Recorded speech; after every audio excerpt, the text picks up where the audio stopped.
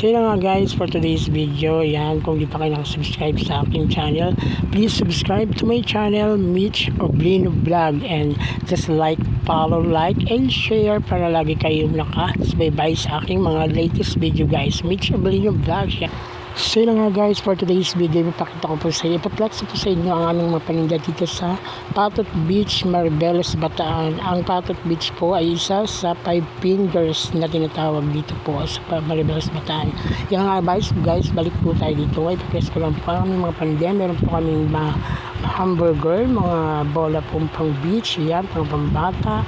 Ayan, meron din po kaming top silog guys. Kompleto po kami sa paninda. Yung dito po kasi pag mahal na araw guys sa Patot Beach, punong-puno po ang ng tao, kaya maaga po kayo pumunta dito. Yan guys, meron po kaming tapsilog, yan guys, ayan, sobrang dinadayo po dito guys sa Patot Beach, Maribeles, Bataan. Ayan po, meron kaming mga bala ng upuan, nirerenta ng mga tent. Yan guys, for today's video, yan, bye bye.